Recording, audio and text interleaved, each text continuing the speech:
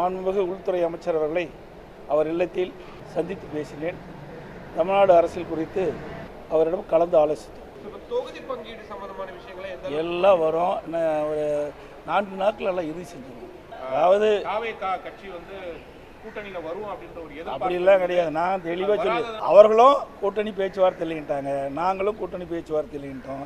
பொதுச் செயலாளர் அதிமுக பொதுச் செயலாளர் சொல்லிட்டாங்க, தவாக தலைவரும் சொல்லிட்டாரு. இல்லைங்க, பேச்சுவார்த்தையே நடக்கலையா, அப்புறம் எப்படி வரல போலங்கிறத அந்த பேச்சுக்கே இடம் இல்லை. எடப்பாடி அவர்கள் தான் கூட்டணி தலைவராக இருக்கும்போது அமித்ஷா அவர்களை சந்தித்து தொகுதி பங்கீடு பேச்சுவார்த்தை நடத்த வேண்டிய காரணம் என்னன்னு கேட்குறேன். என்டிஏ ஆல் இண்டியா தலைமை யாருன்னா பிஜேபி. அதன் முக்கிய தலைவர் மாண்புமிகு உள்துறை அமைச்சர் அமித்ஷா அவர்களை அண்ணன் இபிஎஸ் போய் சந்தித்து வந்திருக்காரு.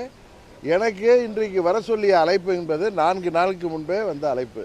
நீங்களா தொகுதி பங்கீடுக்கு தான் நாங்கள் போகிறோம் அப்படின்னு நீங்களா முடிவெடுத்தா, நீங்களே கேள்வியிலே லீட் கொடுத்தா அதுக்கு நான் பதில் சொல்ல வேண்டிய அவசியம் இல்லை. திமுக கூட்டணி நடக்கும்போது தமிழ்நாட்டில் நடக்குது கூட்டணி பேச்சுவார்த்தை என்பது. இங்கே தலைவர்கள் கிருஷ்ணோடங்கர் முதலமைச்சரை பார்க்குறாரு. ஆனால் இங்கே நடக்கும் தேசிய ஜனநாயக கூட்டணி மட்டும் டெல்லிக்கு போகிறாங்களே, அதில் என்ன தவறு இருக்குங்க? இதில் என்ன தவறு கண்டுபிடிக்கிறாங்க? இன்னும் பேச்சுவார்த்தை எதுவுமே நடத்தலை. டெல்லியில் போய் எந்த பேச்சுவார்த்தையும் நடத்தலை, போயிட்டு வந்திருக்காங்க. எதுக்காக போனாங்கன்னு தெரியுமா? கூட்டணி பேச்சுவார்த்தை இங்கே தான் நடத்தணும் அப்படின்னு இல்லை, எங்கே வேணாலும் நடத்தலாம் இல்லையா? அதனால் இங்கே வரும்போது பீஸ் கோயிலுக்கு இங்கே வருவாங்க. அமித்ஷாஜி அவர்களை வேறு விதமாக வேறு காரணங்களுக்கும் சந்திச்சுக்கலாம். பாஜக அதிமுக தொகுதி பங்கீடு சிக்கல் இன்னும் இருக்குது. அதிமுக விருப்பப்படுற தொகுதிகளையும் பாஜகவும் விருப்பப்பட்டு கேட்குறாங்க அப்படின்னு ஒரு செய்திகள் வருது. இல்லை, இதை கேட்குறதுல ஒன்றும் தப்பு இல்லையா? இவங்களே விருப்பப்படுகிற தொகுதியில் கேட்குறதுல எந்த விதமான தவறு ஒன்றும் இல்லை. ஆனால் எங்களுக்குள்ள எந்த விதமான சிக்கலும் இல்லை. அதிமுகவில் எங்கே யார் தலைமையில் கூட்டணின்னே தெரியல. இங்கே அதிமுக தலைமையில் இருக்க கூட்டணியா இல்லை டெல்லி பாஜக தலைமையில் இருக்க கூட்டணியா? ரொம்ப புதுசாக இருக்குது தமிழகத்திலே. இது வரைக்கும் இல்லாத அளவுக்கு தமிழ்நாட்டிலேருந்து போய் டெல்லியில் போய் கூட்டணி விவகாரத்தை பேசி டெல்லியில் முடிவு செய்கிற அளவுக்கு தமிழ்நாட்டில் இருக்கிற ஒரு அதிமுகன்ற ஒரு மிகப்பெரிய கட்சி இவ்வளோ மோசமாக இருக்குது. ரொம்ப வருத்தத்துக்குரிய ஒரு விஷயமாக இருக்குது. இதெல்லாம் புதுசாக இருக்குது.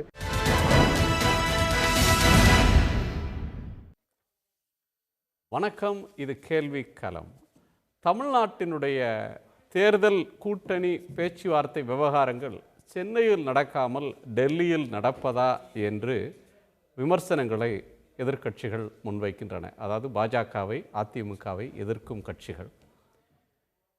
உள்துறை அமைச்சர் அமித்ஷாவை கடந்த 3 மாதங்களில் 3 முறை டெல்லிக்கு சென்று திரு எடப்பாடி பழனிசாமி அவர்கள் சந்தித்து விட்டு வந்திருக்கிறார். இன்னும் 4 நாட்களில் எல்லாம் முடிவாகிவிடும் என்று சொல்லியிருக்கிறார்.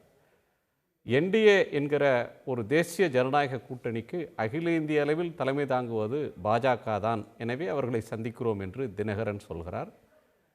டெல்லிக்கு சென்று பேசுவதில் என்ன தவறு என்று நயினார் நாகேந்திரன் கேட்கிறார்.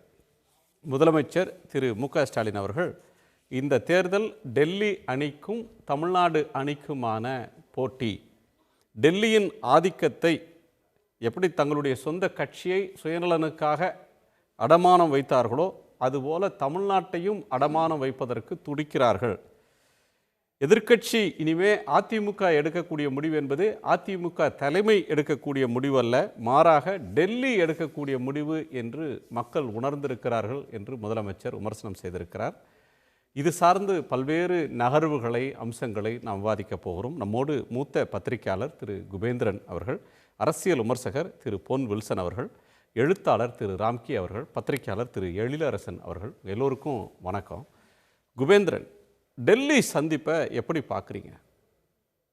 திமுக தொடர்ந்து மேடைகள் என்ன பேசுகிறாங்கன்னா, டெல்லிக்கும் தமிழ்நாடுக்கும் போட்டி அப்படின்ற ஒரு வாக்கியத்தை ஃப்ரேஸ் மாதிரி கொண்டு வந்துட்டாங்க.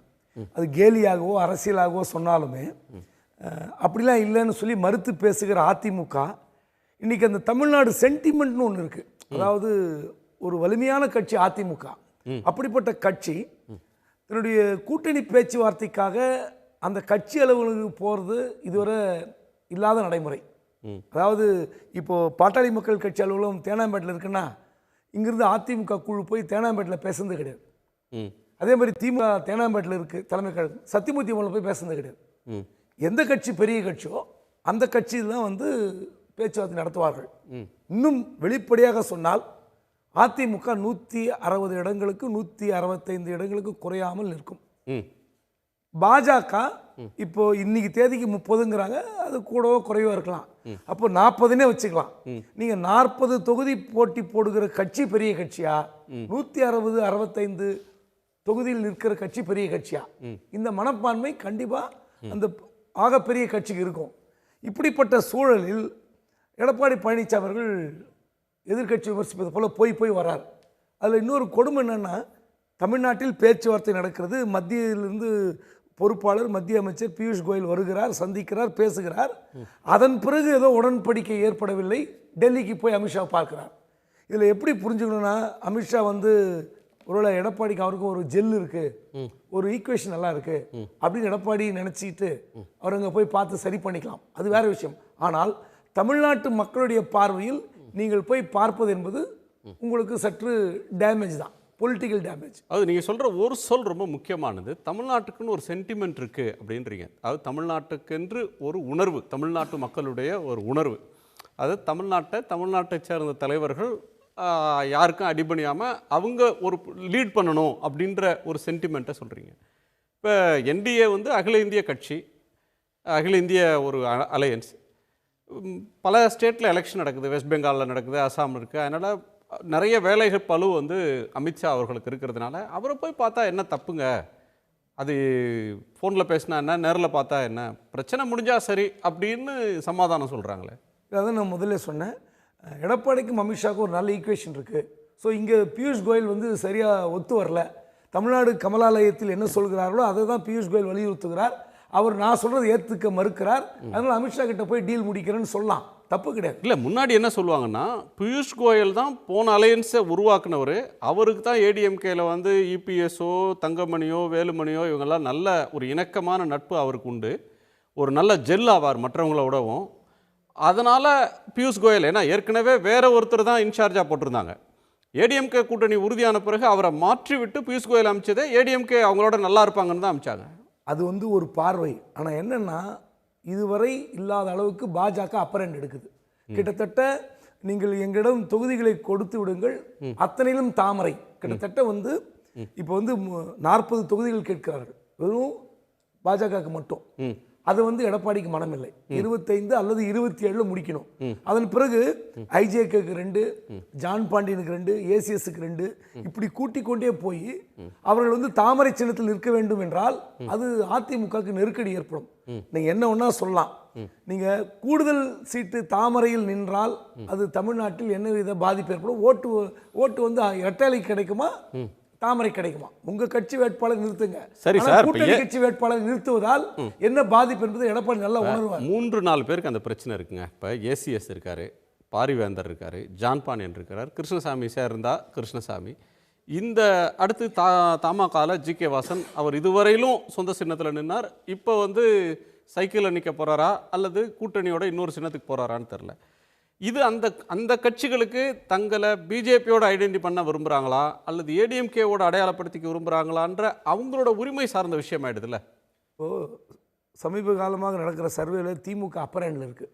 நீ திமுக கூட்டணி ப்ளஸ் திமுகவுடைய பேசுபொருள் வந்து ஆட்சி பிடித்துவிடும் என்ற ஒரு நம்பிக்கை பரவலாக வெளிவந்துக்கிற சூழலில் எடப்பாடி இப்படி சொல்கிறார். அதாவது குக்கர் சின்னத்தில் இருக்கிற டிடிவி தினகரனும் இரட்டையில் நிற்கணும், தனி சின்னத்தில் நிற்க சொன்னதாக இருக்கிற வாசனும் இரட்டையில் நிற்கணும். ஸோ மெஜாரிட்டியாக இரட்டையில் நின்னாங்கன்னா ஒரு மைலேஜ் கிடைக்கலாம். இந்த இடத்துல ஒரு மாற்று என்னன்னா, டிடிவி தினகரன் இருக்கிறார். இப்போ வந்து ஓபிஎஸ்க்கு நோ சொன்னவர், சசிகலாக்கு நோ சொன்னவர், டிடிவியை சேர்த்து கொண்டதே டிடிவி இன்னொரு கட்சி நடத்துகிறார். அவர் ஏடிஎம்கேன்னு தன்னை கிளைம் பண்ணிக்கல, அவர் வேற ஒரு கட்சி, வேற ஒரு சின்னம், வேற கொடி அப்படின்னு போயிட்டாரு. அவர் இனிமே ஏடிஎம்கேக்குள்ளே வந்து ஏடிஎம்கே காரராகவோ தன்னுடைய தலைமையை சேலஞ்ச் பண்ணுற ஒருத்தராகவோ அவர் வரப்போறதில்லை அப்படின்றதுனால தான் அவருக்கு ரீஎன்ட்ரி கொடுக்குறார். அவ்வளோ விமர்சனம் பண்ண பிறகும் கொடுக்குறார். இப்போ அவரை போய் ரெட்டையில சின்னத்தில் நிற்க சொல்கிறதுன்றது நாளை இன்னொரு ஏடிஎம்கேல இன்னொரு பவர் சென்டர் வர்றதுக்கு வழிவகுக்கிற மாதிரி ஆகாதா?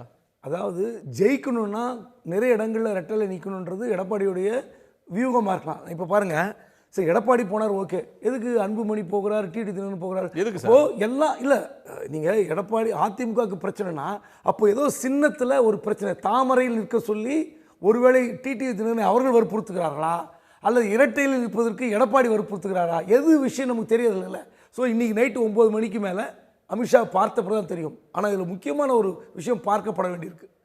இதே பாஜக தமிழ்நாட்டிலும் ஒரு கூட்டணி பேச்சுவார்த்தைக்கு வருகிறது, நெருக்கடி தருகிறது. பாண்டிச்சேரியிலும் இதே நெருக்கடி தருகிறது. உங்களை விட தக்குநூண்டு ஸ்டேட்டு டிஸ்ட்ரிக்ட் அது. உங்களை விட ஒரு வலிமை இல்லாத கட்சியினுடைய தலைவர். அதாவது நான் பாண்டிச்சேரி பொறுத்து தமிழ்நாடும் பாண்டிச்சேரி கம்பேர் ஒப்பிடவே முடியாது. அதிமுக என்ற ஒரு பெரிய மாஸ் உள்ள ஒரு கட்சி திமுக விட கூடுதல் சதவீதம் வாக்கு வங்கி வைத்திருக்கிறது என்று சொல்லி பெருமைப்பட்டுகிற அதிமுக, அந்த தலைவர் மத்திய அமைச்சர் வருகிறார், 12 மணிக்கு சந்திப்பு, 11:30 மணிக்கு திருச்செந்தூர் போறார். நீங்க எப்படி பார்ப்பாங்க? நீங்க எடப்பாடி பார்க்க மாட்டேன்டார் மினிஸ்டர், யூனியன் மினிஸ்டர் பார்க்க முடியாதுன்னு அவர் திருச்செந்தூர். நீங்க டால் லீடர் எடப்பாடி இல்லைன்னு சொல்ல நான் மறுக்கல. சசிகலாவையும் ஓபிஎஸ்ஸையும் மற்றவர்கள் எப்படி நடத்தினார் பார்க்குறோம். அவர் விரும்பியது நடந்தது, மறுக்கல. ஆனால் இதே பயம், இதே பிரச்சனை ரங்கசாமிக்கு இருக்காரா? அவரே டெல்லிக்கு போல. இதே நெருக்கடி அவருக்கு இருக்காரா? இன்னும் சின்ன கட்சி அவர் இன்னும், அதாவது எடப்பாடி பழனிசாமி என்ற ஒரு தனிநபரை விட்டுருங்க, அந்த கட்சி இத்தனை பெரிய கட்சி. அப்படிப்பட்ட கட்சி தலைவரை நீங்கள் எப்படி நடத்த வேண்டும்? நீங்கள் இந்த ரங்கசாமி வந்து அவரில் ஃபர்ஸ்ட் டெல்லிக்கு ஓடிக்கணும். சார் எனக்கு இங்கே பிரச்சனை பஞ்சாயத்து. அவர் பணியலை, அவர் ஒரு டஃப் கொடுக்குறாரு. அந்த மாதிரியான ஒரு டஃப் பார்கெயின் நடத்துகிற இடத்துல கூட ஏடிஎம்கே இல்லைன்றீங்களா? இல்லை, அப்போ என்ன பண்ணிருக்கலாம்னா, இந்த மாதிரி சூழலில் தன்னுடைய அடுத்த கட்ட தலைவர்கள், 2ஆம் கட்ட தலைவர்களை வேலுமணி, தங்கமணி, சண்முகம், முனுசாமி இவங்களை அனுப்பி டெல்லியில் கூட அனுப்பிச்சிருக்கலாம். நான் வரமாட்டேன், நான் இங்கே இருப்பேன், என்னுடைய ஒன்று நீங்கள் பேசவே வேண்டாம், நான் எழுதி தருவதை அப்படியே கொடுங்க.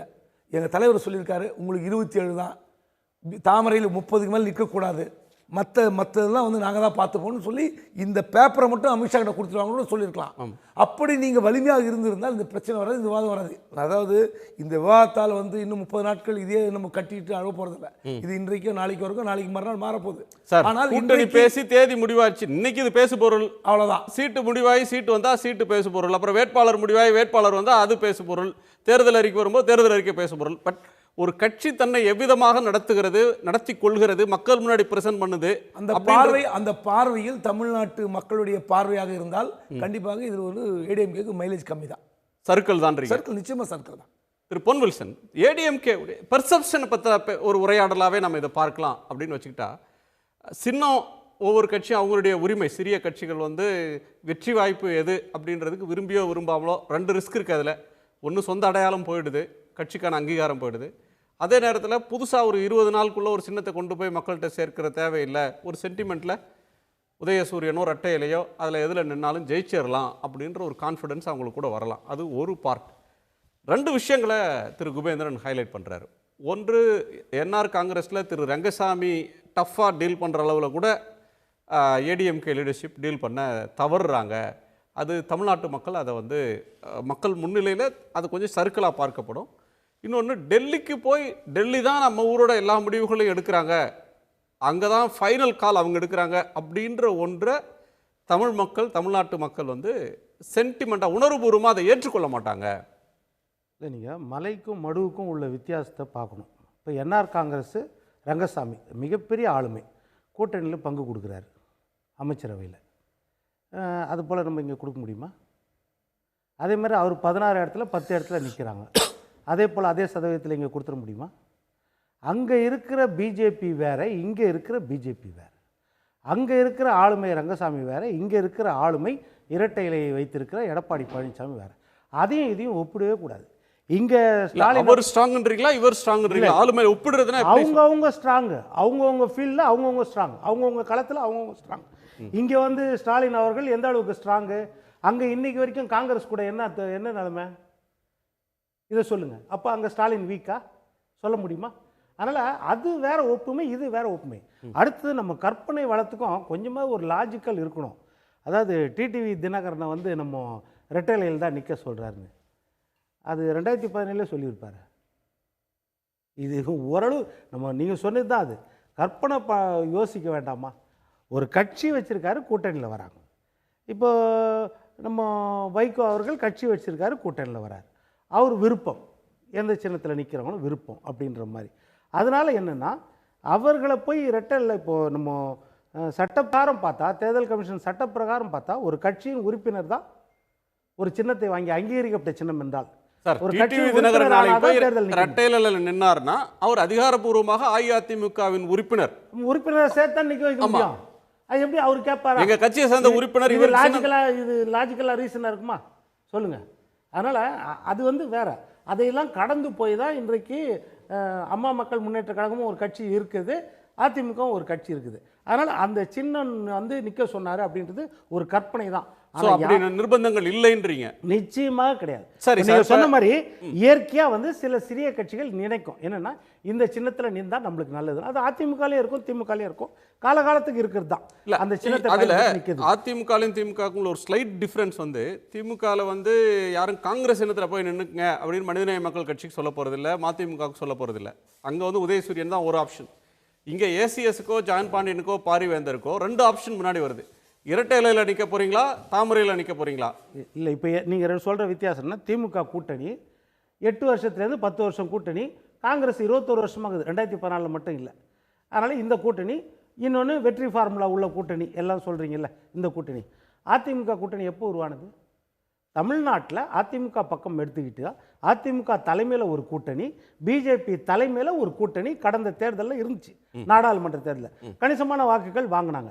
அப்போது அந்த கூட்டணி இந்த கூட்டணி ஒன்றாக இணையது அதிமுகவின் தலைமை. மாநிலத்தில் அதிமுக தான் தலைமை, அகில இந்திய அளவில் பிஜேபி தலைமை. போன சட்டமன்ற தேர்தலில் அதிமுகவோட கூட்டணியில் இருந்த தேமுதிக இப்போ அங்கே இல்லை. அதிமுக கூட்டணியில் இருந்த எஸ்டிபிஐ இப்போ ஏடிஎம்கேல இல்லை, அவங்க வந்துட்டாங்க. போன தேர்தலில் ஏடிஎம்கேவோட இருந்த கிருஷ்ணசாமி இப்போ எந்த அணியில் இருக்க போகிறாருன்னு அவர் அறிவிக்கிற வரையிலும் தெரியாது.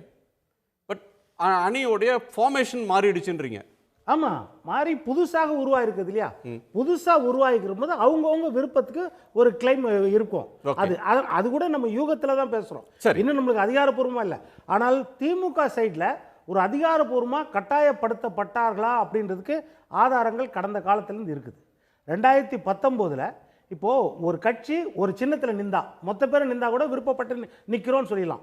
ஆனால் நாங்கள் ஒரு கேண்டிடேட் அந்த சின்னத்தில் நிற்போம், ஒரு கேண்டிடேட் தனி சின்னத்தில் நிற்போம்னா அப்போ ஏதோ ஒரு கட்டாயம் இருக்குதுன்னு அர்த்தம். 2019 ஐயா விடுதலை சிறுத்தைகள் ஒரு சின்ன கிளாரிட்டியை தரேன். அதில் வந்துட்டு ஒரு தேர்தல் ஆணையத்தில் அங்கீகாரம் பெறணும் அப்படின்னா பதிவு பெற்ற ஒரு கட்சிக்கு சில சலுகைகள் இருக்குது. அவங்களுக்கு வந்து சின்னம் அப்படின்றப்ப ஒரு சுயேட்சைகளை விடவும் பதிவு பெற்ற அங்கீகாரம் பெறாத அது அன்ரெகக்னைஸ்ட் ரெஜிஸ்டர்டு பார்ட்டிஸ், ஆமாம், அவங்களுக்கு ஒரு ப்ரிஃபரன்ஸ் இருக்குது. அவங்களுக்கு வேறு சில சலுகைகள் இருக்குது. இப்போ வந்து கட்சிகளுக்கு வருமான வரி கிடையாது. நீங்கள் தேர்தலில் போட்டியிட்டால்தான், ஒரு தேர்தலில் ஒரு சின்னத்திலாவது நீங்கள் போட்டியிட்டால் தான் உங்களுக்கு வருமான வரி விலக்கு கிடைக்கும். இப்படியான பல விதிமுறைகள் தேர்தல் ஆணையத்தினால் கொண்டு வரப்பட்டிருக்கு. நான் ஸ்பெசிஃபிக்காக திரு குபேந்திரன் சொன்னதுலேருந்து ஒரு பாயிண்ட் கேட்கணும். டெல்லிக்கு போய் பேசுறது ஒரு பேசு பொருளாகிறது. டெல்லியில் தமிழ்நாட்டில் போயஸ் கார்டன்லேயோ எம்ஜிஆர் மாளிகையிலையோ நடக்க வேண்டிய பேச்சுவார்த்தை திரு எடப்பாடி அவர்கள் வீட்டிலையோ, முன்னாடிலாம் வந்து நட்சத்திர விடுதியில் சென்னையிலே நடக்கும். பியூஷ் கோயல் வருவார், அமித்ஷா வருவார், ஒன்று லீலா பேலஸில் நடக்கும், இல்லை இன்னொரு நட்சத்திர விடுதியில் ஆழ்வார்பேட்டில் நடக்கும். இப்போ டெல்லிக்கு போகிறது நம்ம உணர்வுக்கு, நம்ம சென்டிமெண்ட்டுக்கு எதிரானதா பார்க்கப்படுது. பெரிய எதிரானதே. டெல்லி இந்தியாவில் தானே இருக்குது, நம்மளுடைய ஆட்சி தான் அங்கே நடக்குது. நம்ம விருப்பமோ இல்லையோ, இன்றைக்கு அதிமுக விரும்புதோ இல்லையோ, நம்மளுக்கு முதலமைச்சர் ஸ்டாலின் தானே. ஏதாவது ஒரு விஷயம்னா ஸ்டாலின் கிட்ட தானே பேசுகிறோம். ஸ்டாலின் அவர்கள் நிதி ஆயோக்கில் போய் அங்கே தானே பேசுகிறாரு. இதனால் இது ஒரு பெரிய விஷயமே கிடையாது. யார் முடிவு எடுக்கிறா அப்படின்றது தான். முடிவு எடுக்கக்கூடிய இடத்துல வந்து இறுதி முடிவுன்றது எடப்பாடி பழனிசாமி அந்த கூட்டணிக்கு அப்படின்னு தான். இப்போ கடந்த காலத்தில் எடுத்திங்கன்னா 2011 வந்து ஜனவரி 29 31 வரைக்கும் கலைஞர் கருணாநிதி அவர்கள் சோனியா காந்தியை பார்க்கறதுக்காக போயிருந்தார். போயிட்டு கூட்டணி பேச்சுவார்த்தைக்காக திருப்பி இங்கே வந்த பிறகு ஒரு நெருடல் ஏற்பட்ட பிறகு மார்ச் 5 மறுபடியும் டெல்லிக்கு போகிறார். கூட்டணி பேச்சு தலைப்பு செய்திகளே எல்லாத்துலேயும் வந்துச்சு. கூட்டணி பேச்சுவார்த்தைக்காக கலைஞர் அவர்கள் டெல்லிக்கு செல்கிறார், சோனியா காந்தியை சந்திக்க. இதெல்லாம் வந்து ஒரு, ஆனால் வந்து முடிவு எடுக்கிறது யாரு? கலைஞர் தான் முடிவு எடுக்கிறார், அவர் தான் முடிவு. ஓகே, அதனால இது வந்து ஒரு பெரிய விஷயம் கிடையாது. எத்தனை ஆறுகள் சேர்ந்தாலும் அது அதிமுகன்ற கடலில் போய் கலக்க போகுது. அதனால் அதில் ஒரு பெரிய விஷயமே கிடையாது. ஓகே, எழில் 2 பாயிண்ட். அதிமுகன்ற கடல்ல சேர்ற ஆறுகளில் ஒன்றா பிஜேபி அப்படின்றது ஒன்று. ரெண்டாவது, எங்கே பேசுகிறாங்கன்றது முக்கியம் இல்லை, யார் இறுதி முடிவை எடுக்கிறாங்க அதுதான் முக்கியம் அப்படின்னு சொல்கிறாரு திரு வில்சன். உங்கள் கோணம் என்ன? இல்லைங்க, அதாவது தமிழ்நாட்டில் நீங்கள் முன்னாடியே குறிப்பிட்ட மாதிரி தமிழ்நாட்டில் இருக்கிறது 2 அணி அப்படின்னு மு.க. ஸ்டாலின் முதலமைச்சர் சொல்லியிருக்காரு. ஒன்று வந்து தமிழ்நாடு அணி, திமுக தலைமையில் இருக்கிற தமிழ்நாடு அணி. இன்னொன்று வந்து பாரதிய ஜனதா தலைமையில் இருக்கிற டெல்லி அணி, அதாவது என்டிஏ அணி அப்படின்னு சொல்லியிருக்காரு. அதை வந்து இவங்க நடிகர் விஜய் அவர் பேசும்போதும் சரி, எடப்பாடி பழனிசாமி பிரச்சாரத்தில் பேசும்போதும் சரி, இது எப்படியா வந்து டெல்லி அணின்னு சொல்லலாம், தமிழ்நாட்டுக்குள்ளே தானே தேர்தல் நடக்குது, அதனால் இது இப்படி சொல்கிறது வந்து சரியில்லை அப்படின்னு சொல்லி பேசினாங்க. ஆனால் அவங்க பேசினாங்களே தவிர எடப்பாடியோட செயல்பாடு எப்படி நடந்துக்கிட்டு இருக்கு அப்படின்றது வந்து இன்றைக்கி மக்கள் பார்த்துக்கிட்டு இருக்காங்க. அதாவது ஒரு எல்லா கட்சிக்கும் அலுவலகம் இருக்குது, அதிமுக அலுவலகம் இருக்குது, திமுகவுக்கு அலுவலகம் இருக்குது. அந்த அலுவலகத்தில் இது வரைக்கும் ஒரு முறையாச்சும் கூட்டணி பேச்சுவார்த்தை, தொகுதி பங்கீடு பேச்சுவார்த்தை நடந்திருக்கா? ஸோ அப்போ அந்த அலுவலகத்தோடைய பணி தான் என்ன? அப்போ வந்து தமிழ்நாட்டில் எப்போ கூட்டணி நடத்தினாலும், அதுவும் தமிழ்நாட்டில் இருக்கிற அரசியல்வாதிகள் இந்த மாதிரிலாம் பேசும்பொழுது என்ன சொல்கிறாங்க, ஹோட்டலில் போய் பேச்சுவார்த்தை நடக்குது, கூட்டணி பேச்சுவார்த்தையெல்லாம் ஹோட்டலில் நடக்கிறதுக்கு என்ன பிஸ்னஸா அப்படின்னு கேட்குறாங்க. அவ்வளவும் கேட்ட பிறகும் கூட இவங்க ஹோட்டலில் தான் பேச்சுவார்த்தை நடத்துகிறாங்க, தொகுதி பங்கீடு பேச்சுவார்த்தை நடத்துகிறாங்க. இப்போ அதெல்லாம் தாண்டி இப்போது டெல்லிக்கு போயிருக்காங்க. சரி சார், இப்போ நான் ஸ்பெசிஃபிக்காக கேட்குறது, இப்போ ஏடிஎம்கே ஆஃபீஸில் வந்து பேசுறதுக்கு பிஜேபியையோ திரு அன்புமணியோ திரு தினகரனையோ எது சார் தடுக்குது? அங்கே போய் பேசலாமே, பியூஷ் கோயல் ஏடிஎம்கே ஆஃபீஸ் போனால் குறைஞ்சிருவாரா? இல்லை, அதுதான் அவங்க வந்து இங்கே வந்து பேசுகிறதா அவங்க குறைவாக நினைக்கிறாங்க. இங்கே போய் பேசுகிறதா அவங்க நம்மள்ட்ட வந்து பேசட்டும் அப்படின்னு அவங்க நினைக்கிறாங்க. அப்போ எடப்பாடியை வந்து, அதாவது முதலமைச்சர் வேட்பாளர் அப்படின்னு அவர் தன்னைத்தானே சொல்லிக்கிறாரு. ஆனால் முதலமைச்சர் வேட்பாளருக்கான இமேஜை அவர் மெயின்டைன் பண்ணுறாரா? ஒரு சிஎம் கேண்டிடேட் அப்படின்றது எதுக்குங்க? மக்களுக்கு நம்பிக்கை வரணும், அப்போ தான் மக்கள் ஓட்டு போடுவாங்க. அதுக்காக தான் சிஎம் கேண்டிடேட் அப்படின்னே நம்ம சொல்கிறோம். அப்போ அந்த கேண்டிடேட்ஸருக்கு தகுந்த மாதிரி அவருடைய செயல்பாடு இருக்கா அப்படின்னு கேட்டால், நேற்று என்ன செய்தி வருது, அமித்ஷாவை போய் பார்க்க போயிருக்கார் டெல்லிக்கு, போய் அப்பாயின்மெண்ட் கிடைக்கிறதுக்காக வெயிட் பண்ணிட்டு இருக்காரு, நைட்டு 10 மணிக்கு கிடைச்சிரும் அப்படின்னு செய்தி வந்துட்டு இருக்கு. இப்போ இந்த மாதிரி ஒரு முதலமைச்சர் வேட்பாளர் டெல்லியில் போயிட்டு வெயிட் பண்ணாருன்னா, அதாவது அதிமுக வந்து எப்படி இருந்த கட்சி, 234 தொகுதியிலையும் நாங்கள் ரெட்டாலியை நிற்க வைப்போம் அப்படின்லாம் சொன்ன கட்சி, அது செஞ்ச கட்சி.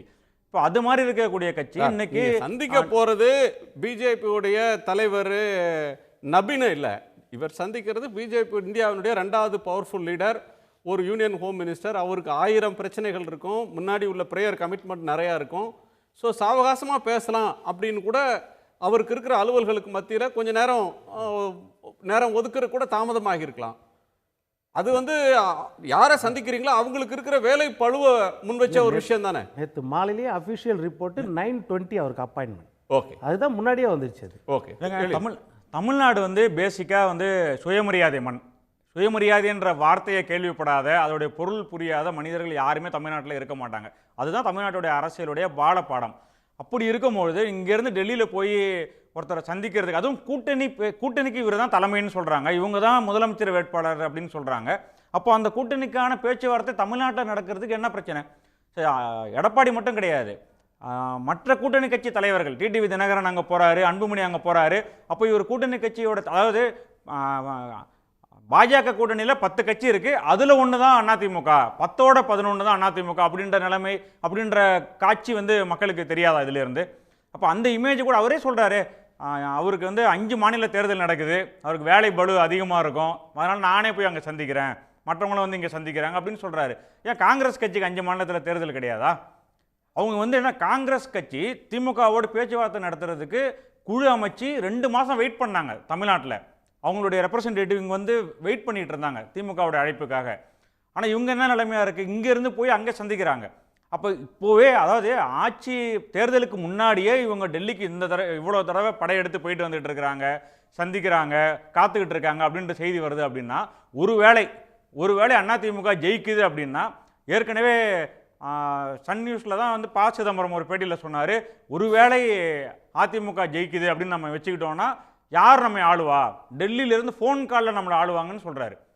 எந்த முடிவாக இருந்தாலும் டெல்லியிலேருந்து ஃபோன் பண்ணி கேட்டு தான் எடுக்கணும், இல்லைனா ஏதாவது ஒரு மினிஸ்டர் போட்டுருவாங்க நம்மளை கண்ட்ரோல் பண்ணுறது, ஒரு யூனியன் மினிஸ்டர் வந்து தமிழ்நாட்டை கண்ட்ரோல் பண்ணுறதுக்கு போட்டுருவாங்க அப்படின்னு அவர் சொன்னார். இப்போ அதுதான் வந்து அதோடைய முன்னோட்டம், அதுதான் வந்து இப்போது டெல்லிக்கு இவங்கெல்லாம் படையெடுத்து போயிட்டு இருக்கிறது. இந்த ஆட்சி வந்து தமிழ்நாட்டு அரசியலும் மற்ற மாநிலங்களுடைய அரசியலும் வேற சார். இப்போ வந்து மத்திய பிரதேசத்துக்கு ஒரு முதலமைச்சர், ராஜஸ்தானுக்கு ஒரு முதலமைச்சர்னா, பிஜேபி இப்போ ஆட்சி செய்கிறாங்க, யார் முதலமைச்சர்னா 10 பேர் முதலமைச்சர் ரேஸில் இருப்பாங்க. அங்கேருந்து ராஜ்நாத் சிங்கோ நட்டாவோ வேற ஒரு தலைவர் வந்து பறந்து போய் அந்த ஊரில் வந்து மேலிட பார்வையாளராக நின்று எம்எல்ஏக்களை கூட்டி அவங்களுடைய கருத்தெல்லாம் கேட்டு கடைசியாக இவர் தான் நம்ம சிஎம் கேண்டிடேட்டு அப்படின்னு சொல்லுவாங்க. ஒரு பஜன்லால் ஒரு அந்த எம்எல்ஏக்கள் கூட்டத்தில் கடைசியில் நின்றுட்டு இருந்த ஒருத்தர் திடீர்னு சிஎம் ஆயிட்டார் மறுநாள். அது மாதிரி வந்து டெல்லியிலேருந்து வர்றவங்க முடிவெடுக்கிறது மற்ற மாநிலங்களில் வழக்கமாக இருக்கலாம். ஆனால் தமிழ்நாடு மாதிரி ஒரு ஸ்டேட்டில் அப்படி கிடையாது. ஏடிஎம்கே தன்னுடைய முடிவை ஏடிஎம்கே தான் எடுத்திருக்கு, டிஎம்கே தன் முடிவை தங்கள் கட்சியில் தான் எடுத்திருக்கிறாங்க. அதெல்லாம் நம்ம வந்து ஒரு அதீதமாக கற்பனை பண்ணுறோமோ அப்படின்னு எனக்கு தோணுது. இல்லை சார், அதிக கற்பனையெல்லாம் கிடையாது. நீங்கள் இதோட தொடக்க புள்ளி எங்க? இந்த கூட்டணி அதிமுக பாஜக கூட்டணியோட தொடக்க புள்ளி. அந்த கூட்டணி அறிவிச்சது யார்? எங்கே அறிவிக்கப்பட்டுச்சு இந்த கூட்டணி?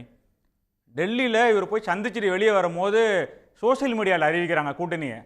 அதுவும் அமித்ஷா அறிவிக்கிறார். அதுக்கு பிறகு தமிழ்நாட்டில் வந்து அந்த கூட்டணியை அறிவிக்கிறாங்க. ஒரு வார்த்தை அதில் வந்து எடப்பாடி பழனிசாமி பேசவே இல்லை. இப்போ இதெல்லாம் தமிழ்நாட்டு மக்கள் பார்க்க மாட்டாங்களா? ஸோ அதுதான் வந்து கேள்வி. அதாவது பேசிக்காக நீங்கள் என்ன சிக்னல் கொடுக்குறீங்க மக்களுக்கு?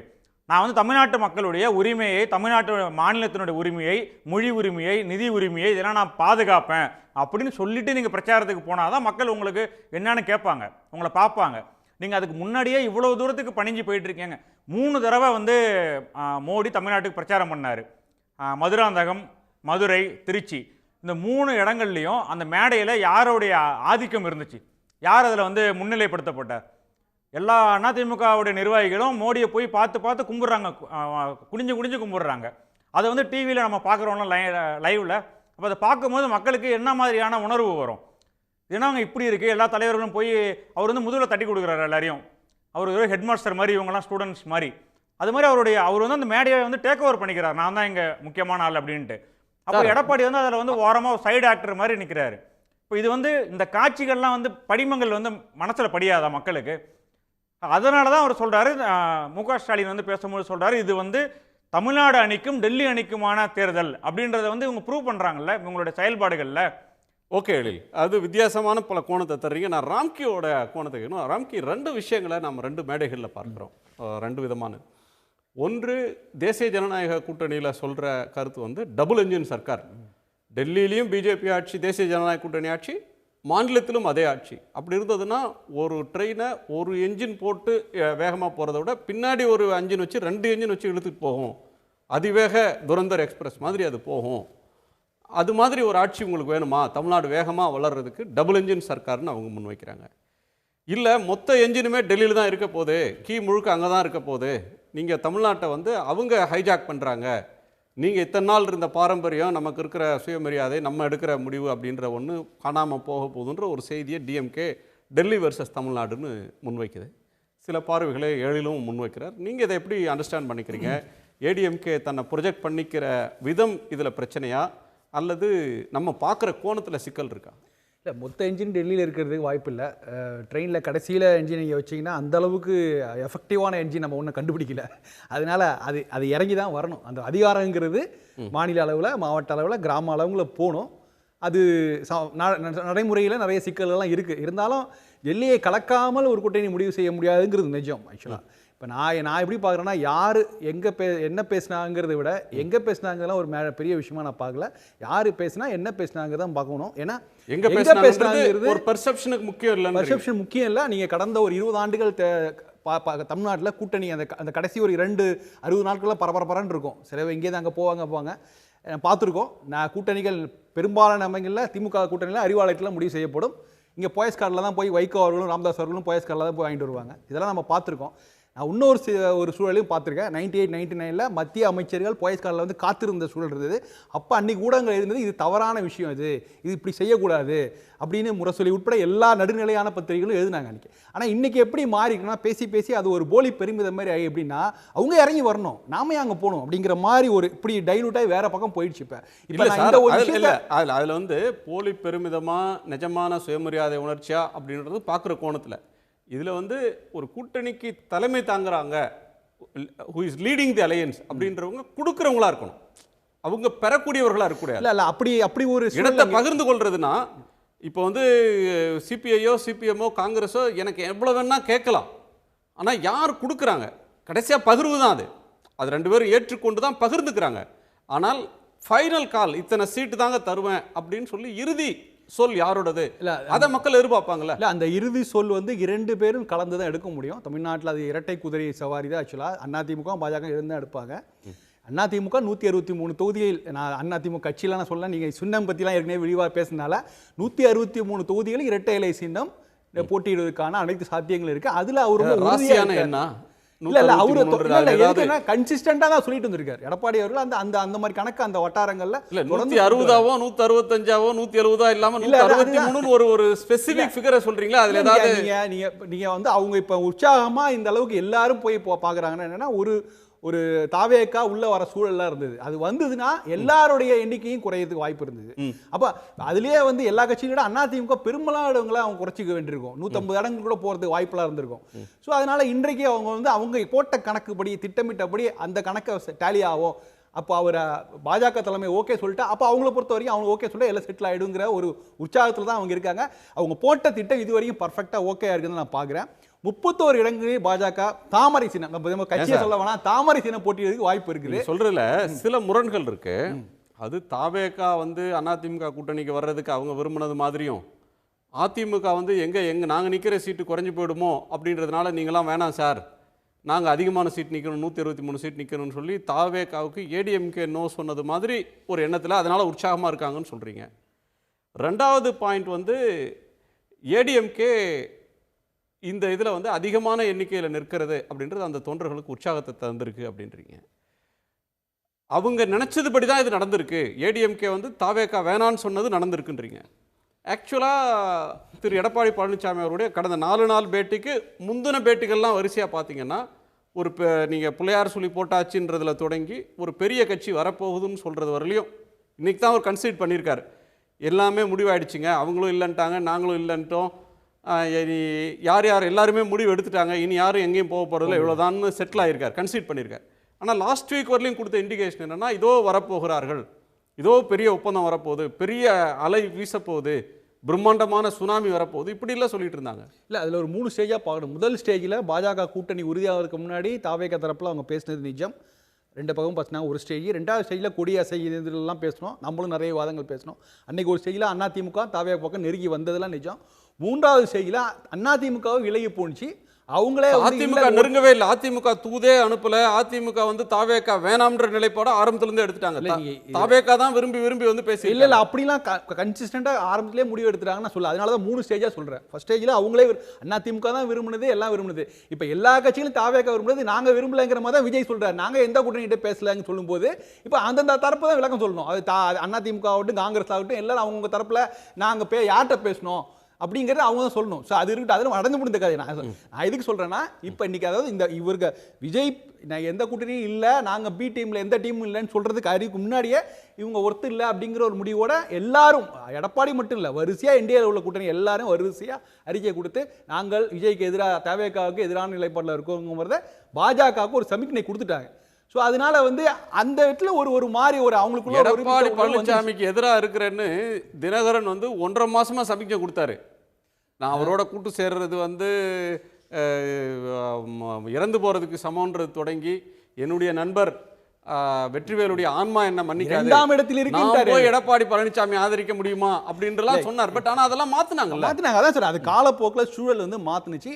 அதெல்லாம் தினகரன் அவர்கள் 2ஆம் இடத்துல தாவேக்கா இருக்குலாம் சொன்னது காரணம்லாம் பார்த்துருக்கோம். அதான் தாண்டி வந்தாச்சு. நான் இப்போ நீங்கள் சின்னங்கள்லாம் சொன்னதுனால என்னதுன்னா, நீங்கள் வந்து இந்த கூட்டணி வந்து இந்த கட்சி வந்து தாமரையில் நிற்குமா இரட்டையில் நிற்குமா அப்படின்னா எதில் போட்டியிடுவதற்கு வெற்றி பெற வாய்ப்பு இருக்கிறதோ அதை சூஸ் பண்ணுவோம். அப்போ ஏசி சண்முகை நீங்கள் சொன்னீங்க, ஏசி சண்முகை வேலூர் தொகுதியில் சென்ற முறையே இரட்டையில் நின்றுதான் நிச்சயமாக ஜெயிச்சு நீங்கள் எம்பியாக இருந்திருப்பார். ரெட்டையில நின்ன இடத்துல ரெட்டையில ஜெயிக்கல. இல்ல நீங்க சேசி சண்முகம் போய் ரெட்டையில நின்னா ஜெயிச்சுடுவாங்க. இல்ல அதுதான் முக்கியம். நீங்க இந்த தொகுதியை பார்த்தீங்கன்னா அந்த தொகுதியில தாமரை நின்னதுதான் பிரச்சனை. வாணியம்பாடி தொகுதியில சிறுபான்மை வாக்கள் அவருக்கு வராதனால பிரச்சனை. அவர் ரெட்டையில நின்று இருந்தால் மீதி 5 வாக்குகள் வந்திருக்கும் சார். மீதி 5 எம்எல்ஏ தொகுதியில அவர் லீடு எடுத்து வாணியம்பாடியிலையும் ஆம்பூர்ல மட்டுமா குறைஞ்சி, எல்லா இடத்துலயும் தான் சார் இல்ல கணிசமான வாக்கு. அந்த வேலூர் தொகுதி வாக்காளர் வேற அவரே நிச்சயமா ரெக்கக்னைஸ் பண்ணான்னு நினைக்கிறேன். ஏன்னா வேலூர் தொகுதியோடைய முடிவை நிர்ணயிக்கக்கூடிய இடமாக வாணியம்பாடி இருக்கும்போது அங்க சிறுபான்மை வாக்குகள் ரொம்ப முக்கியம். அது தாமரை நின்றதுனால அவருக்கு வரல. அவர் அங்க பகுதியெல்லாம் கடுமையா பிரச்சாரம் செய்தார். இது நிஜம், நம்ம பார்த்துருக்கோம் 2022 நடந்ததுன்ட்டு. ஆனா அவர் இப்ப இன்னைக்கு தாமரை வேணுமா ரெட்டையில வேணுமா ரெட்டையில தான் சூஸ் பண்ணுவார் அவர். ஓகே. ஸோ அதனால தொகுதிக்கு ஏற்ற போல ஒவ்வொரு சூழல் இருக்குது. அந்த சூழலை பொறுத்து டெல்லியை பகச்சுக்குவாரா, யாரோ ஒருத்தர் எம்எல்ஏ விரும்புவாரா? இப்ப இல்ல நீங்க கவர்னர் பதவியே வேணான்னு சொல்லி இங்க வந்து வாக்கு சதவீதத்தை அதிகப்படுத்தணுன்றதுக்காக இது தாமரையில தமிழிசையை நிக்க வச்சாங்க சார். அதனாலதான் நான் சொல்றேன், யூனியன் மினிஸ்டர் கொண்டு வந்து நிக்க வச்சாங்க எம்எல்ஏ எலெக்ஷன். அதனால பாஜக வந்து எப்போதுமே முன்னுக்கு வந்து நின்று ரொம்ப ஆர்வம் காட்டுற பாஜக பின்னணி இருக்குன்னா ஏதோ ஒரு ஸ்ட்ராட்டஜி அவங்க ஒர்க் அவுட் பண்ணியிருக்காங்க. ஸோ அதனால அவங்க 31 தொகுதி கேட்டா கூட அதில் பெரும்பாலான தொகுதிகள் 20 தொகுதிகள் வரைக்கும் தென் தமிழ்நாட்டில் போட்டியிடுவதற்கான வாய்ப்புகள் தான் அதிகப்படியா. வட தமிழ்நாட்டில் குறைவான தொகுதிகள், அது நகரங்களில் மட்டும்தான் போட்டியிடுவாங்கிறது என்னுடைய ஒன்று சொல்றீங்க. பிஜேபிக்கு ஒரு 31 சீட்டுன்னு சொல்லிட்டீங்க பெரிய மனசோட. அதுல 20 சீட்டு வந்து சவுத்துல தான், வெஸ்ட்லயோ நார்த்லயோ சென்னையிலயோ இல்லைன்ட்டீங்க. சென்னையில அதிகமா இருக்குன்னு நான் பாக்குறேன். 31 20 தொகுதி தென் மாவட்டங்கள். பத்திரிகையாளரை கேட்டுடலாம். இல்ல அதாவது பத்திரிகையாளராக இருந்து கொண்டு கற்பனையில எல்லாம் பேச முடியாது. நாளைக்கு இதே இடத்துல உட்காந்து பேசும்போது நண்பரே வந்து சொல்லுவாரு, அன்னைக்கு குபேதன் சொன்னது முகத்திரை கிழிந்து விட்டதுன்னு. அல்ல ராம்கி சொல்லுவார் தாராளமா சொல்லுங்க. ஏன்னா இங்க பிரச்சனை முடிந்திருந்தால் அவ்வளவு பொறுப்புணர்ச்சி எடுத்துட்டு பேசுறீங்க. ஆமா, இங்க பிரச்சனை முடிந்திருந்தால் டெல்லி போக வேண்டிய அவசியம் இல்லையே. ஏகப்பட்ட பிரச்சனை இருக்கு. சின்னம் யாரு சின்னம் யார் நிக்கணும்ன்ற வற்புறுத்தல் இருக்கு. ரெண்டு பக்கமும் நெருக்கடி இருக்கு. இன்னொன்னு உடைச்சு சொல்லட்டுமா? நண்பர் சொன்னார்ல தென் தமிழகத்தில் 20. யார் சொன்னது உங்களுக்கு? வானதி சீனிவாசன். நான் இப்போ இங்கே சேலஞ்ச் பண்ணுறேன், இவர் போய் நாளைக்கு வந்து வெரிஃபை பண்ணிட்டு நாளைக்கு டிபேட் நானும் வரேன். கோவை தெற்குலேருந்து கோவை வடக்கு கேட்டார்கள்னு வெரிஃபை பண்ணுங்க. அந்த கோவை வடக்கு அண்ணாமலை கேட்கிறார். இப்போ என்னமா சொல்கிறாங்க, ஒரு பார்லிமெண்ட் தொகுதிக்கு ஒரு இடம்தான் வந்து பாஜக தர முடியும். யார் வற்புறுத்தல? அந்த கணக்கு திமுகவோட ஃபாலோ பண்ண முடியும். ஒரு நிமிஷம், ஒரே மாவட்டத்தில் ஒரு எம்பி தொகுதியில் 2 இடம் கிடையாதுன்னு அண்ணாமலையும் கோவை வடக்கு கேட்கிறார். கோவை தெற்கில் இப்போ ஒரு முக்கியமான விஐபி நிற்பதாக திமுக தரப்பில் ஒரு பிரச்சனை வந்து வெடித்து அங்கே வேற மாற போறான்னு தெரிஞ்ச பிறகு வானதி சீனிவாசன் அந்த தொகுதி வேண்டாம் எனக்கு கோவை வடக்குன்னு கேட்குறாங்க. ஒன்று இந்த பிரச்சனை இப்படி இருக்கு. இதுக்கு இடையில மயிலம் தொகுதி, சிவி சண்முகம் தொகுதி, அந்த இடத்துல ஒரு நெருக்கடி இருக்கு. இப்போ அந்த மாதிரி பார்த்தீங்கன்னா ஒவ்வொரு மாவட்டத்திலும் ஒவ்வொரு பார்லிமெண்ட் தொகுதியிலும் கேண்டிடேட் சிக்கல் இருக்கு. நீங்கள் இப்போ திடீர்னு வந்து தென் தமிழகத்தில் 20 கொடுத்துட்டு மற்ற இடத்துல எப்படி கொடுப்பீங்க? அப்படி கிடையாது. எல்லா இடத்துலையும் நெருக்கடி இருப்பது. அதாவது எடப்பாடி என்ன நினைக்கிறாரோ அது ஏற்புடையதாக அவங்க ஏற்றுக்கல. அதுக்கு தான் ஒரு பிரச்சனை. இப்போ நாம் வந்து எடப்பாடியுடைய மகிமையோ அல்லது அவருடைய வேற மேதமையோ நம்ம குறைக்கல. இந்த இடத்துல அவரால் சார்ட் அவுட் பண்ண முடியல. நம்ம அதுதான் கம்பேரிசன் பண்ணுறோம். ஏன் சின்ன பிரச்சனை வருதுன்னா அவங்க தாமரை சின்னத்தில் மேக்சிமம் நிற்க வைக்க ட்ரை பண்ணுறாங்க. இது ஏன் நம்ம சொல்கிறோன்னா, நீங்கள் என்டி அலைன்ஸ் ஒரே ஒரு முறை நீலா பேலஸில் எடப்பாடி தான் முதலமைச்சர் கேண்டிடேட்னு சொன்னாங்க. அதன் பிறகு எத்தனை கூட்டம் நடந்தது? எங்கேயாவது ஒரு இடத்துல இந்த திமுக வீழ்த்துவதற்கு எடப்பாடி தலைமையிலான அல்லது எடப்பாடியை ஒரு குளோரிஃபை பண்ணுற அளவுக்கு எங்கேயாவது யாராவது பிரதமரோ அல்லது மத்திய அமைச்சரோ பேசியிருக்காங்களா? கிடையவே கிடையாது. ஒரு கூட்டத்திலையும் பேசலை. அடுத்து நான் சொல்கிறேன், இப்போது இந்த மாதிரியான ஒரு கூட்டணி ஏற்படுகிற நிலையில் மக்கள் மத்தியில் எப்படி போய் பிரச்சாரம் எடுப்படும்? நீங்கள் வந்து திரும்ப என்டி அலைன்ஸ்னா மகாராஷ்டிரா என்ன இருந்தது? என்டி அலைன்ஸை பார்த்தோம். பீகாரில் என்ன இருந்தது? பீகாரில் முதலமைச்சர் எம்பி கேண்டிடேட் போட்டு மனு தாக்கல் பண்ணிட்டார். அவர் எம்பியா இல்லையா முதலமைச்சரா இல்லையா தெரியாது. இப்படி ஒரு அசாதாரண சூழ்நிலை என்டி அலைன்ஸ் 6 மாசத்துக்குள்ள ரிசைன் பண்ணா போதும் சார். ஏதோ ஒரு பதவி 6 மாசத்துக்குள்ள ஒரு ஜனநாயக மாண்பு மரபுலாம் இல்லையா? அவர் எம்பி ஆகிட்டு யார் முதலமைச்சர் கேட்டாக்கா 6 மாசம் நான் பரவாயில்லன்னு சொல்லுவீங்களா? என்னங்க பேச்சு சொல்லுவாங்க? சட்டத்தில் இடம் இருக்குங்க அதுக்கு. இதுதான் சிக்கல். என்டிஏ என்ற அந்த கிளவுடு கீழே இருக்கிற பிரச்சனை எப்படி இருக்கிறது அதுதான் நம்ம பேசுறோம். பத்திரிகையாளர் என்டிஏ என்ற மேகத்துக்கு கீழே வந்து நட்சத்திரங்கள் ஒளிர முடியலன்றீங்க. நீங்க இப்ப இல்லைங்க, தமிழ்நாட்டுக்குன்னு ஒரு கலாச்சாரம் இருக்கு. நீங்க மற்ற ஸ்டேட்லாம் கூட விட்டுருங்க, பீகார் வேற மகாராஷ்டிரா வேறன்னு சொல்லலாம். ஆனால் எடப்பாடி பழனிசாமி தலைமையிலான அரசு திமுக வீழ்த்தும் அப்படின்னு மதுரையில் பேசினாரா? அதுக்கு ஏதோ ஒரு பேசி ஒரு பரபரப்பு விவாதத்தை கிளப்பினாரா? ஒன்றும் கிடையாது. என்ன பேசுறாரு? மோடி வர்றார், என்ன பேசுறாரு? என்டி அரசு இங்கே நிறைய ஊழல் நடக்குது. என்ன பண்ணீங்க? மத்திய அரசு ஊழல் என்ன பண்ணீங்க? ஒன்றுமே பண்ணலையே. சும்மா வாய்க்கு வந்ததெல்லாம் பேசிட்டு போகிறீங்க. இடி வந்தது, சரி வந்தது, என்ன பண்ணீங்க? ஒன்றும் பண்ணல. கோர்ட்டில் போய் கேஸ் போட்டீங்க, என்ன பண்ணீங்க? ஒன்றும் பண்ணல. அப்போது ஒரு ஏஜென்சி வைத்துக்கொண்டு நடவடிக்கை எடுக்கிற இடத்துல பிரதமர் பேசுகிறாரு, என்ன பேசிட்டு போகிறாரு? அப்போது இந்த கூட்டணி வலிமை பெற வேண்டும் என்றால் என்ன பேச வேண்டும்? கடந்த 4.5 ஆண்டு கால எடப்பாடி புகழ்ந்து பேசல, அவருடைய கரத்தை பலப்படுத்தலன்றீங்க. எந்த வகையிலும் திமுக வீழ்த்துவதற்கான வியூகமும் வகுக்கல, எடப்பாடியை வந்து பெருமைப்படுத்துற மாதிரியும் பேசல. அப்போ நீங்க திரும்ப இப்படி ஜெயலலிதா ஆட்சி நன்றாக இருந்தது, எம்ஜிஆர் ஆட்சி நன்றாக இருந்ததுன்றவங்க எடப்பாடி ஆட்சி நல்லா இருந்ததுன்னு சொல்ல மாட்டாங்க. 4.5 வருஷம் எடப்பாடி ஆட்சி எப்படி அப்படின்னு திமுக கம்பேர் பண்ணுற இடத்துல கூட மோடி பேசலை. நீங்கள் மதுராந்தகத்தில் ஹிந்தியில் பேசிட்டு திடீர்னு மதுரைக்கு வந்து இங்கிலீஷில் பேசுகிறீங்க. அது ஒன்று தான் மாற்றமாக இருக்குது. என்டிஏ அவர் வந்து பிரைம் மினிஸ்டர் கேண்டிடேட் அறிவித்து தமிழ்நாட்டுக்கு வந்து ஓட்டு கேட்டப்போ 2014 இங்கிலீஷில் தான் ஓட்டு கேட்டார். 2019க்கு ஹிந்திக்கு மாறினாரு. ஆமாம், இப்போ திரும்பி இங்கிலீஷ்க்கு வந்திருக்காரு. நல்ல விஷயம் தான். தமிழ்நாட்டில் ஹிந்தியில் பேசினா புரியாது. நம்ம மாற்றமாக பார்க்க வேண்டியிருக்குன்னு சொல்ல வரேன். குறுக்கிட்டீங்க. ஆக்சுவலாக என்னென்னா, இது வந்து நம்ம சின்னங்கள் பேசும்போது அவங்க கரெக்டாக ஸ்ட்ராட்டஜி, அவங்களுக்கு பலவீனம் அவங்களுக்கு தெரியும். அதிமுக கூட்டணியோட பலவீனம், பாஜக பலவீனமே அவங்களுக்கு தெரியும். 31 சீட்டுங்கிறது அவங்களுக்கே அதிகம் தான். இல்லை ராம்கி, அதில் எனக்கு ஒரு பாயிண்ட் அதில் கேட்க வேண்டியது இருக்குது. இப்போ வந்து நேஷனல் பார்ட்டிஸ், அது எந்த கட்சியாக இருந்தாலும் அவங்க வந்து இந்த தேர்தலோட மட்டும் பார்க்க மாட்டாங்க. அடுத்த தேர்தலுக்கான பேச்சுவார்த்தைக்கான ஒரு முதலீடாக இதை பார்ப்பாங்க. நீங்க 2021லயே நீங்க அவங்க நிக்க வச்ச வேட்பாளர்கள் பாருங்க. 2024 போன பார்லிமெண்ட்ல தமிழிசை தென்சென்னையில் வந்து நிற்க வேண்டிய அவசியம் இல்லை. அவர் கவர்னராக தொடர்ந்துருக்கலாம். எல் முருகன் ராஜ்யசபா எம்பி, அவர் லோக்சபாக்கு போக வேண்டியதில் அவருக்கு டென்யூர் இருந்தது. இருந்தாலும் அவங்களுடைய எல்லா ஹெவி வெயிட்ஸையும், இப்போ நயினார் நாகேந்திரன் ஒரு சட்டமன்ற பிஜேபி தலைவர், ஆனால் அவரை போய் பிஜேபி எம்பி கேண்டிடேட் நிறுத்த வைக்கிறாங்க. அது என்னன்னா ஓட் ஷேர் இன்க்ரீஸ் பண்ணும், பிரபலமான முகங்களை நிறுத்தி தங்களுடைய வாக்கு சதவீதத்தை அதிகப்படுத்தணுன்ற எண்ணம் பிஜேபிக்கு இருந்தது. அதனால தான் அவங்க என்டிஏக்கு ஒரு 19%, பிஜேபிக்கு 10% அப்படின்ற ஒரு இடத்துக்கு கொண்டு வராங்க.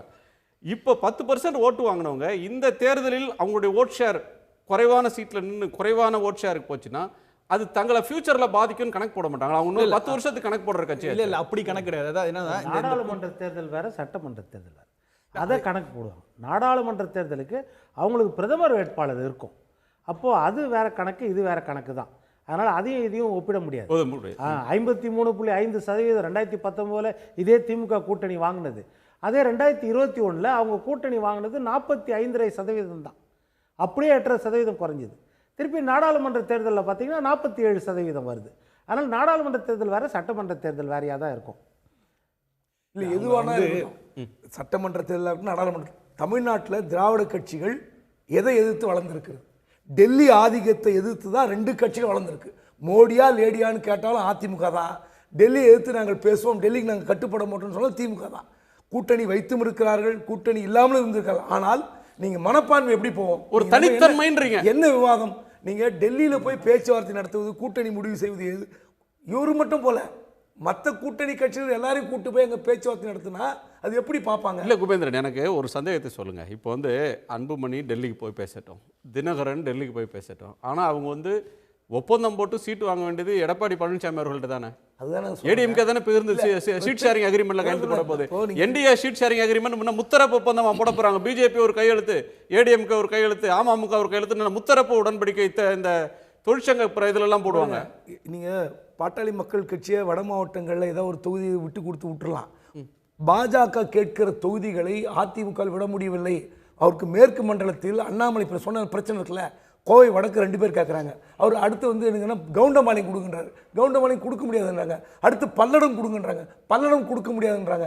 அப்புறம் வந்து பழனி இல்லை மொடக்குறிச்சி கேட்குறாங்க, அங்கே மொடக்குறிச்சிக்கு வேற கேண்டிடேட் சொல்கிறாங்க பாஜகவில். அப்போ எத்தனை பேர் கேட்பீங்க? என்ன ஒரே குழப்பமா இருக்கு. நாடாளுமன்றத்துக்கு ஒரு தொகுதினா இப்போ திமுக கன்னியாகுமரியில் காங்கிரஸுக்கு எவ்வளோ கொடுப்பாங்க?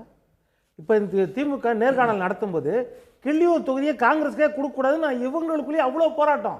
தூத்துக்குடி ஸ்ரீவைகுண்டம் அந்த தொகுதி கொடுக்கவே கூடாது, காங்கிரஸ் காலகாலமாக ஒன்றுமே செய்யலை என் தொகுதிக்கு, அதனால் இதை திமுக எடுத்துக்கிட்டோன்னு ஒரே போராட்டம். இது எல்லா இடத்துலையும் நடக்கும், எல்லா கூட்டணிலையும் இது நடக்கும். அதை முடிஞ்ச பேச்சுவார்த்தை நடத்துறது தானே. நீங்கள் ஒன்றும் வேணாம், தேர்தல் அறிவித்து 1996 திமுக 234 தொகுதிக்கும் கேண்டிடேட் அறிவிச்சிட்டாங்க. கடைசி நேரத்தில் ஐயா மூப்பனார் பிரிஞ்சுட்டு வரும்பொழுது 40 தொகுதியில் வேட்பாளரை வாபஸ் வாங்கி கொடுத்தாங்க கடைசி நாள். இதெல்லாம் எல்லா கட்சியிலும் நடக்கும். இது இல்லை ஆக்சுவலாக நம்ம வந்து பார்க்குற இது வரைக்கும் ட்ரெடிஷ்னலாக நம்ம பார்த்தது மாநிலம் முழுமைக்கும் ஒரு மாதிரியான ஸ்ட்ராட்டஜி, ஒவ்வொரு நாடாளுமன்ற தொகுதிக்கும் ஒரு தொகுதியாக கூட்டணி கட்சி கொடுப்போம். இதெல்லாம் வந்து ஒரு ட்ரெடிஷ்னல் முறை. இதெல்லாம் தாண்டி அதுதான் சொல்கிறேன், இதெல்லாம் ஒதுக்கி வைத்து விட்டு தான் என்டிஏ இப்போ அவங்க ஒரு ஸ்ட்ராட்டஜி பண்ணுறாங்க. இவங்க வந்து ஒவ்வொரு ரீஜனலாக பார்க்குறாங்க. இப்போ சென்னை நகரங்கள் பார்க்கும்போது இங்கே அதிமுக வீக்காக இருக்குது. இப்போ அவங்க வந்து பாஜகவை லீட் பண்ணுவாங்க. இப்போ ஒட்டுமொத்தமாக பிரித்து பார்க்கும்போது வட தமிழ்நாட்டில் வந்து அதிமுக பாமக 3ஆவது இடத்துல தான் பாஜக. ஸோ லீடிங்கில் வந்து அதிமுக லீட் பண்ணும், அடுத்தது பாமக சேர்ந்து. அங்கே வந்து தென் தமிழ்நாட்டில் பார்த்தீங்கன்னா பாஜக லீட் பண்ணும், கூடவே அமமுக கடைசி இடத்துல தான் அதிமுக வச்சிருக்காங்க. ஸோ இப்படி தான் அவங்க ஸ்ட்ராட்டஜி பண்ணி ஒவ்வொரு ரீஜனாக ஒவ்வொரு பேக்கெட்டாக அவங்க பார்க்குறாங்க. இல்லைங்க, நீங்கள் அப்படி சொல்கிறத பார்க்கும்போது எனக்கு அவங்க 2 நாட்களுக்கு முன்னாடி நடத்தின ஆர்ப்பாட்டம் நினைவுக்கு வருது. ஆர்ப்பாட்டத்தை என்ன சொல்கிறாங்க, வழக்கமாக திமுகவினுடைய நடத்துனாங்கன்னா அவங்களுடைய முன்னணி தலைவர்கள் கலந்துப்பாங்க, அங்கங்கே கூட்டணி தலைவர்கள் நடந்துப்பாங்க. இவங்க அறிவித்த ஆர்ப்பாட்டத்தில் இபிஎஸ் பேர் ஒரு இடம் தான், சென்னை மட்டும். கோயம்புத்தூரில் லீட் பண்ண போகிறது அண்ணாமலை, திருப்பூரில் லீட் பண்ண போகிறது வானதி, கடலூரில் லீட் பண்ண போகிறது அன்புமணி, ஜிகே வாசன் இன்னொரு ஊரில், ஈரோட்டில் ஜிகே வாசன், நயினார் நாகேந்திரன் ஒரு ஊரில், தமிழிசை தூத்துக்குடியில். இப்போ இபிஎஸ்ஐ எந்த ரகத்தில் வச்சுருக்காங்கன்னா, ஒரு தமிழிசை, நயினார், அண்ணாமலை, வானதி, ஜிகே வாசன், அன்புமணின்னு அந்த வரிசையில் கொண்டு வந்துட்டாங்களா? அவர் டால் லீடர்னு ப்ரொஜெக்ட் பண்ணுறதுக்கு என்டிஏவே தயாராக இல்லையா? இல்லை, டால் லீடர் இல்லைன்னா அவங்க வந்து அன்னைக்கு முதல் நாளே என்டிஏவோட தலைவர் எடப்பாடி அறிவித்திருக்கவே வேண்டாங்க. அது அறிவித்திருக்க வேண்டிய அவசியமும் கிடையாது. நினைக்கல நாங்கள் இப்போ கூட்டணி ஆரம்பிச்சிருக்கோம், நாங்கள் போக நிதிஷ்குமார் கடைசி நேரத்தில் தான் சொன்னாங்க, முதல் வேட்பாளர் சொன்னாங்க. ஏப்ரல் மாதம் அறிவிக்கப்பட்ட போதே என்டிஏவோட தலைவர் எடப்பாடின்னு அனுப்பிச்சது தேவையில்லை. அன்னைக்கு அறிவிச்ச தேவையில்லைன்றீங்களா? எப்படி ஏடிஎம் கேத்துக்கும்?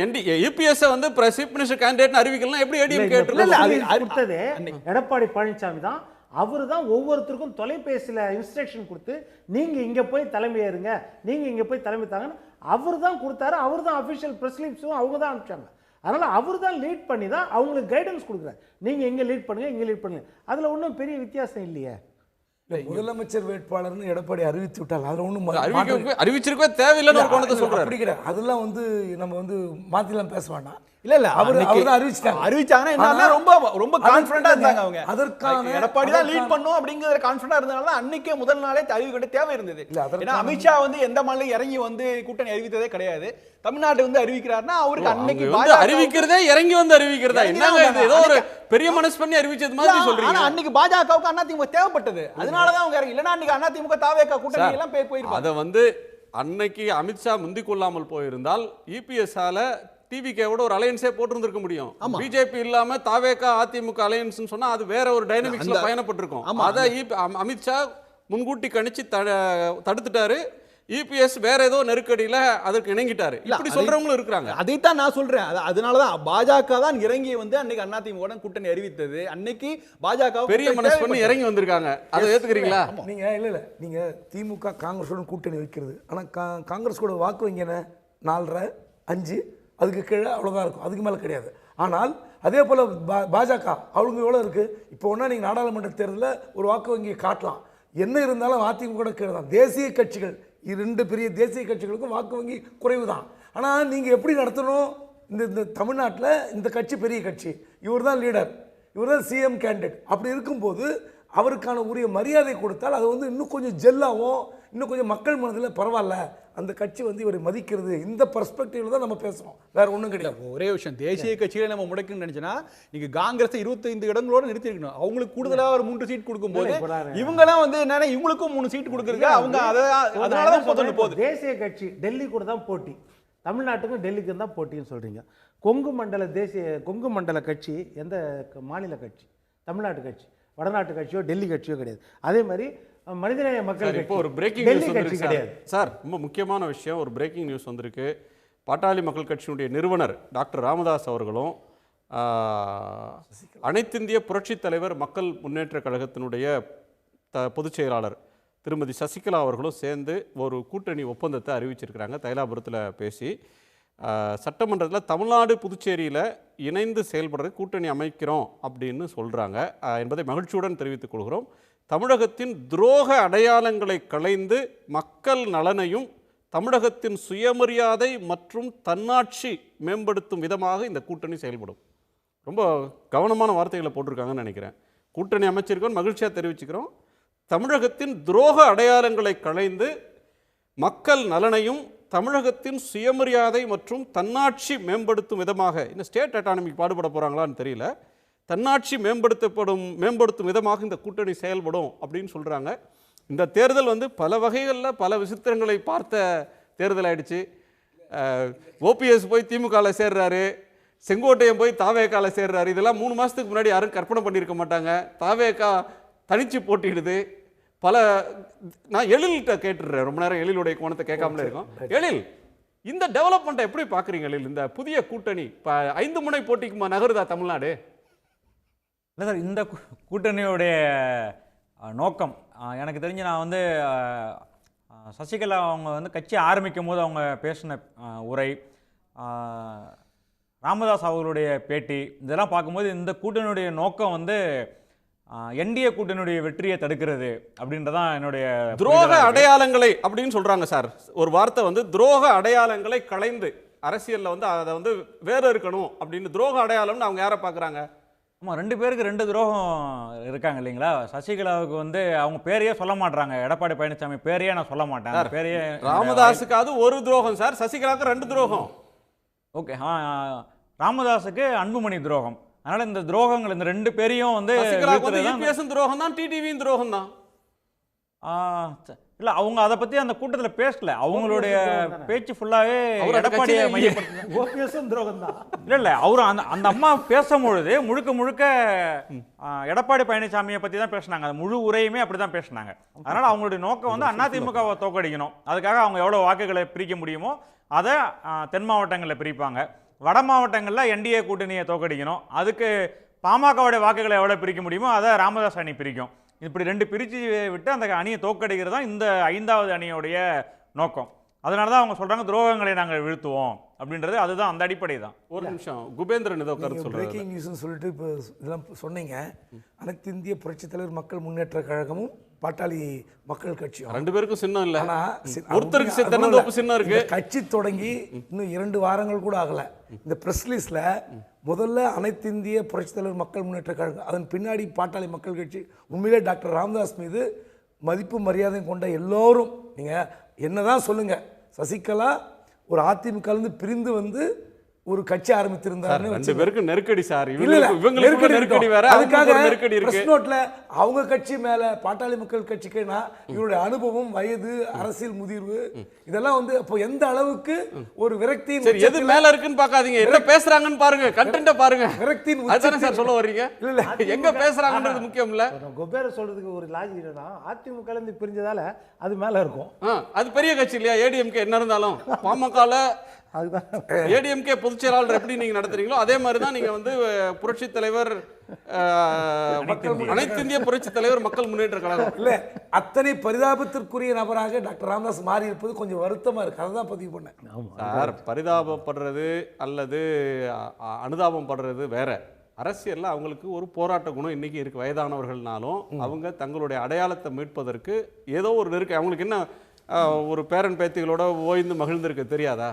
ஒரு அரசியல்ல ஏதோ ஒரு நிர்பந்தம் தானே அவங்கள தள்ளுது. இந்த முடிவுக்கு வந்து ஒரு டெஸ்பரேஷன் தானே. இல்லை, அதில் ஒரு நெருடல் என்னன்னா, நம்ம வந்து ஐயா ராமதாஸை குறைச்சி மதிப்பில்லை. ராமதாஸ் உழைச்சவர், ஆயிரக்கணக்கான கிராமங்களில் அலைஞ்சவர்.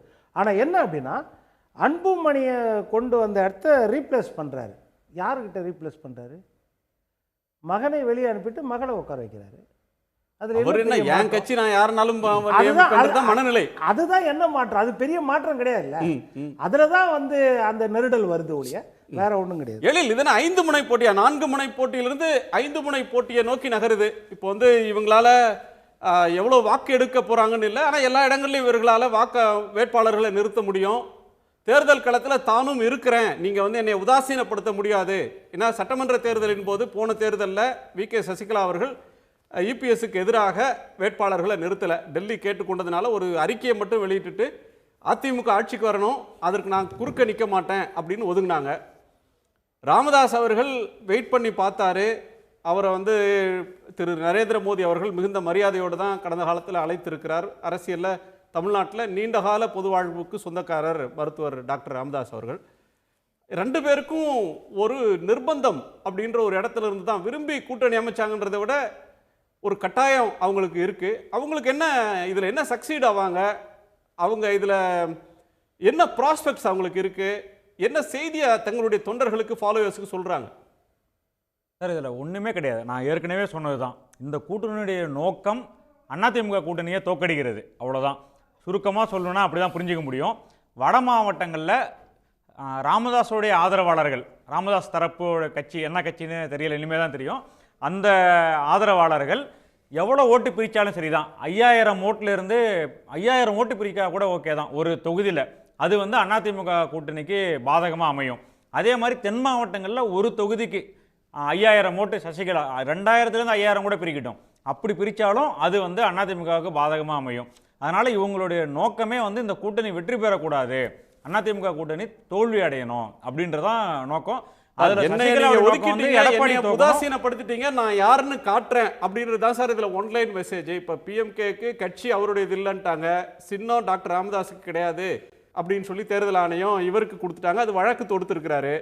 ஸோ கட்சியும் என்னிடமிருந்து போயிடுச்சு, சின்னமும் என்கிட்ட இருந்து போயிடுச்சு, இருந்தாலும் நான் யாருன்னு காட்டுறேன் அப்படின்னு களத்துக்கு வர்றாங்களா? ஆமா, வெற்றி பெறுறது ரெண்டு பேருக்குமே வெற்றி பெறுறது நோக்கம் கிடையாது. ரெண்டு பேருக்குமே வந்து அவங்களுடைய துரோகிகளை வீழ்த்துறது தான் அவங்களுக்கு நோக்கம். அதுக்காக தான் அந்த கூட்டணியை அமைச்சிருக்கிறாங்க. ஸோ துரோகத்துக்கு எதிரான அணி.